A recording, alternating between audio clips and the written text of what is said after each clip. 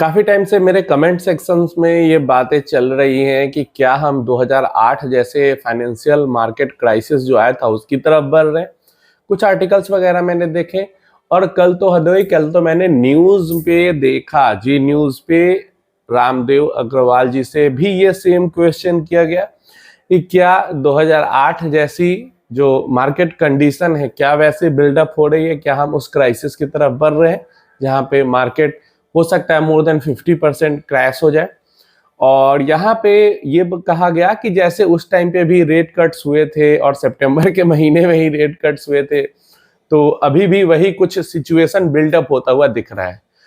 तो देखो, मैं हमेशा ही कहता हूं कि आपको न्यूज मीडिया की बातों से दूर रहना है और खुद के एनालिसिस पे फोकस करना है। एक बात मैं यहाँ पे जरूर कहूंगा कि जो इस टॉपिक पे या इस क्वेश्चन पे जो टेक रामदेव अग्रवाल जी का था, जो कि मोतीलाल ओसवाल, जो आप म्यूचुअल फंड जानते हो या फाइनेंशियल सर्विसेज जानते हो, उनके को फाउंडर है और बहुत बड़े इन्वेस्टर भी हैं, बहुत बड़ा नाम है स्टॉक मार्केट के अंदर में। इनका बहुत टाइम से मोर देन अराउंड 40 इयर्स का एक्सपीरियंस है इनका स्टॉक मार्केट के अंदर में। उनका जो टेक था और मेरा टेक यहाँ पे सेम है। अब यहाँ पे ये नहीं कि मैं बड़े आदमी का नाम लेके अपना पॉइंट प्रूव करना चाहता हूँ, आप खुद इस चीज को एनालाइज करने का, सोचने समझने की कोशिश करो कि पास्ट में जो क्राइसिस हुए हैं और अभी अगर कोई क्रैश होता है तो उसके बीच में डिफरेंस क्या है। अब कोई बहुत बड़ा मेजर स्कैम निकल के आ जाए, एकदम black swan event type, SEBI के अंदर में ही कोई बहुत बड़ी स्कैम जो कि उजागर हो जाए, या कोई बहुत बड़ा बैंक जैसे एचडीएफसी हो गया बैंक, उसके अंदर कोई बड़ा स्कैम निकल के आ जाए, ये सब अलग सिचुएशन है। नहीं तो मार्केट कंडीशन जो नॉर्मल चल रही है, मुझे भी नहीं लगता कि मोर देन 10% का करेक्शन मार्केट के अंदर में हो सकता है, जब तक कोई मेजर कैटलिस्ट ना आ जाए। जैसे मैंने बताया कि कोई रेगुलेटर ही कुछ ऐसा कर दे, या फिर कोई बड़ी प्राइवेट बैंक के अंदर, या सरकारी बैंक तो छोड़ दो, हाँ सरकारी बैंक में भी अगर एसबीआई के अंदर कुछ हो जाए, जो कि होगा नहीं लेकिन हो जाए, तो ये एक बड़ा कैटलिस्ट जरूर बन सकता है। तो समझने की चीज यहां पे है कि इस साल में सबसे बड़ा जो रीजन था मार्केट के गिराने का, जो कि सरकार का चेंज होना या सरकार का मैंडेट, एक बहुत बड़ा रीजन होता है। 400 से सीधा 250 भी नहीं पहुंच पाए ये लोग, फिर भी मार्केट 6-7% से ज्यादा नहीं टूट पाई और अगले दिन ही 2-3% रिकवर भी हो गई। तो इससे बड़ा कैटलिस्ट जब तक मार्केट में नहीं आएगा तब तक तो 6-7% को भी बीट करना मुश्किल है, जो कि ये एक बहुत बड़ा रीजन था जो कि मार्केट को 15% तक भी गिरा सकता था, लेकिन नहीं गिरा पाया। अब क्यों नहीं गिरा पाता है मार्केट को, ये सारे जो रीजन है क्यों नहीं गिरा पाते, और फ्यूचर में 5%, 10%, 8% ऐसे ही बस क्रैशेस हमें दिखेंगे, इससे बड़ा क्रैश अभी प्रेजेंट सिनारियो में देखना मुश्किल क्यों है। इनके रीजंस मेरा भी सेम है और जो रामदेव अग्रवाल जी ने कहा था उनका भी सेम था। सबसे पहला रीजन, एफआईआईज ऑल टाइम लो पे चल रहे हैं। किसी भी तरीके की अपॉर्चुनिटी उन्हें दिखेगी, किसी भी तरीके का क्रैश दिखेगा।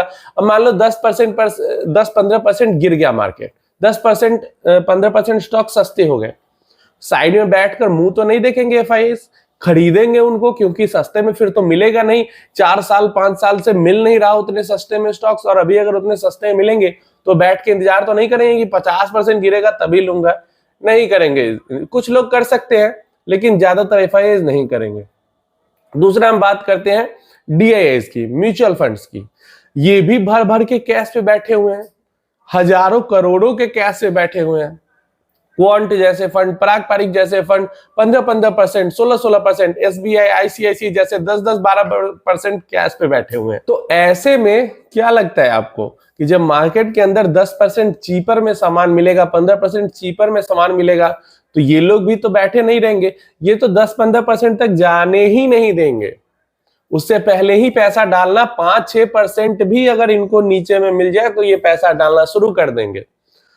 थर्ड नंबर पे आते हैं हमारे पास रिटेल इन्वेस्टर। जैसा कि मुझे कमेंट सेक्शन से देखने को मिलता है कि यहाँ पे लोग भी पैसा ले लेके भर भर के बैठे हुए हैं।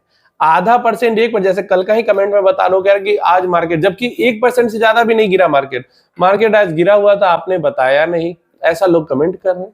तो लोग भी जो नॉर्मल इन्वेस्टर है, जिनको म्यूचुअल फंड में डालना है, जिनको डायरेक्ट स्टॉक्स में डालना है, वो भी कैश लेके बैठे हुए हैं, हाथों में कैश लेके बैठे हुए हैं। तो ऐसे में अगर इनको 1-2% की भी गिरावट दिखती है तो ये पैसा डालना स्टार्ट कर देते हैं। और अगर 5%, 6%, 8%, 10% की गिरावट इनको दिखेगी तब तो ये कहीं से जुगाड़ करके भी पैसा लाके डालेंगे, लेकिन ये डालेंगे जरूर, क्योंकि मुंह में लग चुका है खून पैसे का। हल्का गिरता है, डालते हैं, वापस आता है, पैसे बन जाते हैं सबके। तो ऐसे में ये जो 3 टाइप के इन्वेस्टर हैं, पहला हमारे नॉर्मल रिटेल इन्वेस्टर जो कि 1%, 2%, 3% पे भी पैसा डालना शुरू कर देंगे। दूसरा हमारे म्यूचुअल फंड आते हैं 5-6% पे, तो भर भर के उड़ेल के ये पैसा डालेंगे।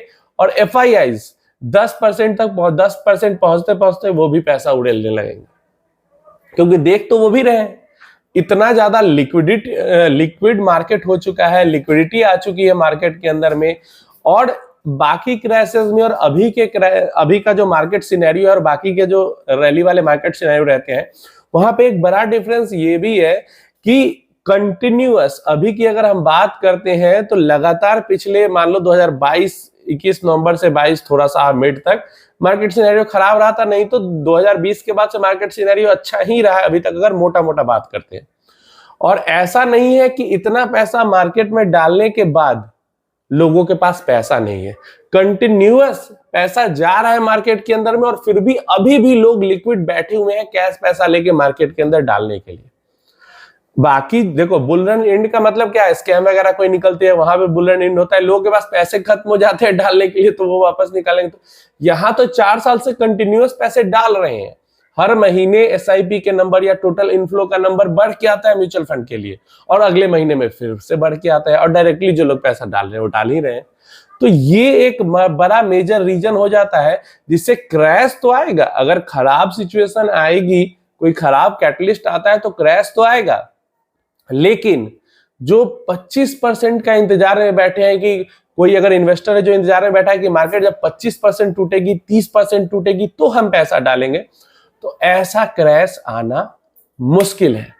क्योंकि इतना नीचे तक मार्केट को जो ये 3 पिलर है मार्केट के वो जाने ही नहीं देंगे, क्योंकि वहां तक जाने के बाद इतनी बड़ी अपॉर्चुनिटी लोगों को दिखने लगेगी, मतलब 15% से नीचे जाना मुश्किल है। अब कई लोग फिर कमेंट में कहेंगे अरे तुमने देखा नहीं है 2008 का क्रैश, 2000 का क्रैश, 1992 का क्रैश, 2020 का क्रैश नहीं देखा है। भाई देखा नहीं है, मैं उस टाइम पे था नहीं, लेकिन मैंने पढ़ा उनके बारे में जरूर, और 2020 वाला तो मैंने एक्सपीरियंस किया, सामने से मैंने देखा।